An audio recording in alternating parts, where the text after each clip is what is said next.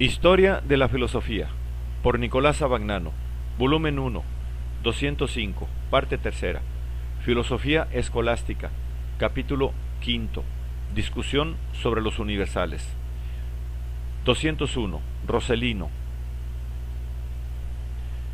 La primera fase ruidosa de la disputa de los universales fue provocada por la entrada en escena de la filosofía del nominalismo en su forma extrema, defendida por una figura extraordinaria, Roselino.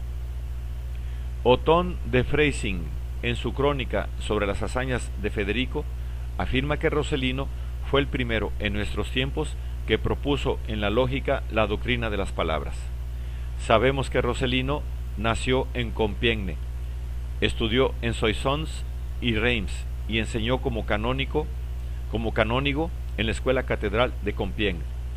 Después en la de Loques, Bretaña, donde tuvo entre sus alumnos a Abelardo, y luego también en Besançon y Tours. Su muerte debió acaecer entre 1123 y 1125, como se puede conjeturar por los apóstrofes que Abelardo le dirige en sus escritos. Tenemos de Roselino solamente una carta dirigida a Abelardo sobre la cuestión de la Trinidad. No sabemos si escribió alguna otra cosa o si sus obras no han sido todavía halladas en los manuscritos medievales. Es probable que no escribiera nada más, porque sus adversarios, Anselmo, Abelardo y Juan de Salisbury, no le atribuyen ningún libro, y los padres del concilio de Soissons, que condenaron su doctrina trinitaria, no hubieran dejado de entregar a las llamas sus escritos si hubieran existido.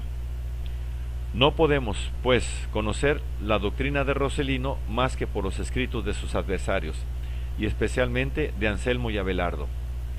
Anselmo coloca a Roselino entre los dialécticos, más aún, entre los herejes dialécticos de su tiempo, los cuales creen que las sustancias universales no son otra cosa que un soplo de voz, flatus vocis. Estos, por color, no pueden entender otra cosa que el cuerpo coloreado, y por sabiduría otra cosa que la misma alma del hombre. San Anselmo añade la explicación de semejante opinión. Permanecen enredados en los sentidos y no consiguen librar a la razón de ellos. En sus almas, la razón, que debe ser la parte dominante y juzgadora de todo lo que hay en el hombre, está de tal manera sumergida en las imaginaciones corporales que no saben librarla de ellas, y permanecen incapacitados para discernirla, mientras que, en cambio, se deberían servir de ella sola para la especulación. Esta incapacidad de Roselino para desligar a la razón de la envoltura sensible es también el motivo, según Anselmo, de la herejía trinitaria defendida por el clérigo de Compiègne. Quien no comprende ni siquiera de qué manera los hombres constituyen la única especie hombre, ¿cómo podría comprender de qué manera, en su misteriosísima naturaleza divina, varias personas, cada una de las cuales es un Dios perfecto, constituyen un solo Dios? Y quien tiene la mente tan oscura que no sabe distinguir entre el caballo y su color, ¿cómo podría distinguir entre un único Dios y sus diversas relaciones? En fin, quien no entiende que el hombre no es el individuo mismo, de ninguna manera entenderá por hombre la naturaleza humana. Juan de Salisbury nos da un testimonio análogo sobre el nominalismo de Roselino. Le pone entre aquellos que afirman que los géneros y las especies no son otra cosa que voces. Abelardo nos ilustra otro aspecto de tal nominalismo. Roselino sostuvo que es imposible que las cosas consten de partes y que las partes de las cosas son, como la especie, nombres diversos de las mismas cosas. Se ha visto cómo San Anselmo relaciona con el nominalismo la herejía trinitaria de Roselino.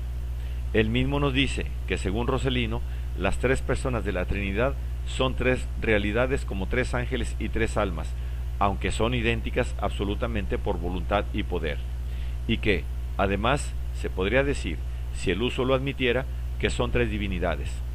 Pero sobre esta doctrina tenemos alguna referencia de Roselino mismo en su carta a Abelardo.